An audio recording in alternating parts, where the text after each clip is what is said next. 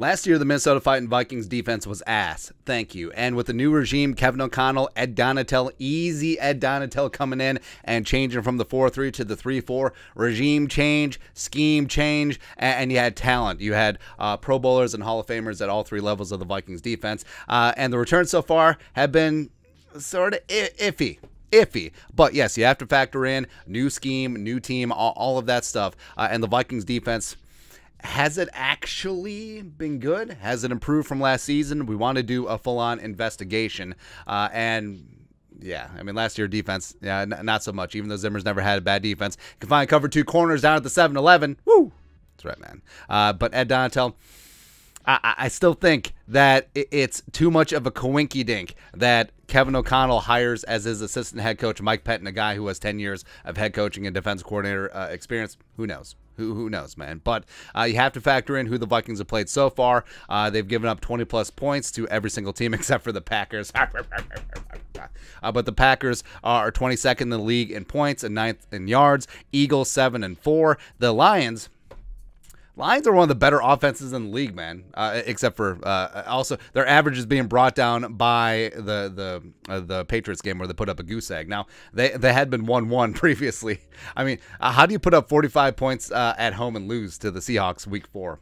Kind of crazy, man. But Lions are 3rd and 3rd. The Saints 12-7, and then the Bears 27-31. Now, the Vikings certainly gave up opportunities to the Bears, putting them on short fields, and then Justin Fields did take advantage of it. You had the shank punt from Ryan Wright. You had the interception by Kirk Cousins. Sort of is what it is, but you know, it takes all three phases to get things done. But the Vikings defense, it's been sort of hot and cold. And so we did up a list of some of the black and white stats as well as some of the analytics and also their comparison to 2021. So green is an improvement, red and not so much. So points allowed, 102 so far. They're 14th in the league. Last year they were 24th. Yards allowed, 1849, 24th in the league. Last year they were 30th. So it is a bit of a correlation where it is a bend but don't break defense. Now, they tried to do that last year, but not so much. Turnovers, 7, 13th, and 13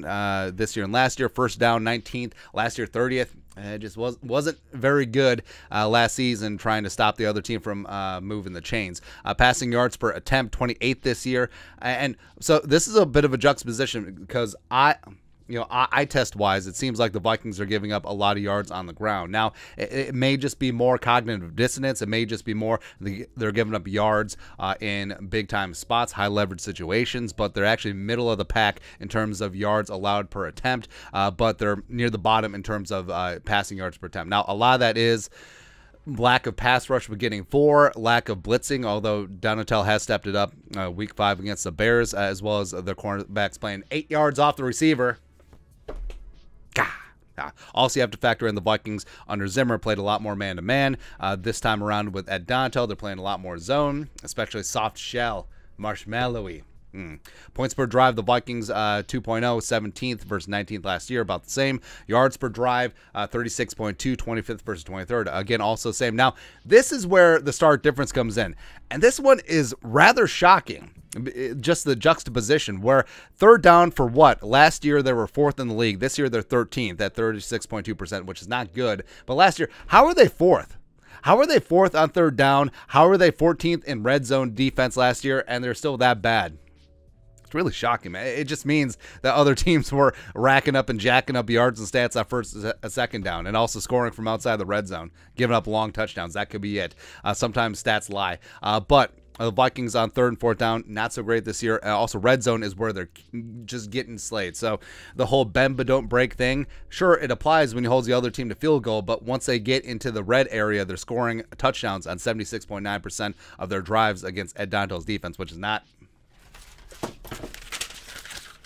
good. It's not good, man. And then also, so this is why you should always take stats and analytics with a grain of salt. So PFF and DVOA, Football Outsiders, are two of the predominant analytics that people go to, but they disagree.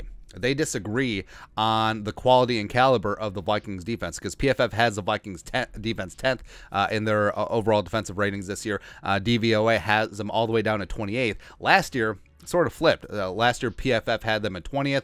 DVOA had them at 16th. So it always is in the eye of the beholder, because you can take these black and white stats and you can form an opinion. It's sort of like a Rorschach test, because PFF actually thinks that they're doing well, and DVOA, Football Outsider, just like, no, not so much. But I think overall, if you factor in that the Vikings are getting acclimated to a new scheme, guys like Danielle Hunter, guys like Harrison Phillips are playing new positions. So it has been trying, mainly because you see how much freaking talent is on this team on defense, with Diesel, Dalvin, Harrison Phillips, Danielle Hunter, Zadarius Smith, Eric Kendricks, Patrick Peterson, Harrison Smith, etc. Now, some of these guys are starting to age out a little bit, but there's so much young, fast talent on this team. They can incorporate a lot more of that. I want to see Ross Blacklock playing a lot more snaps. I want to see Brian Asamoah, who finally got some run on defense as a spy on Justin Fields, 6 snaps against the Bears. I want to see him out on the field more and more. I want to see Booth out there when he's healthy. I want to see Evans out there when he's healthy. So I want to see Dantzler freed up to play some man-to-man, belt buckle to belt buckle, traveling cornerback one style, man. So this defense, maybe it's not as bad as the eye test says through the first 5 games. It is frustrating, them giving up chunk yardage all over the place, but hopefully that'll get cinched up. Hopefully the red zone and 3rd down and 4th down defense will be cinched up as well, but it can get better. It can get better. So, I mean, Ed Donatel needs to get this stuff together. I think that he probably will survive the bye week, although, I mean, it's right there.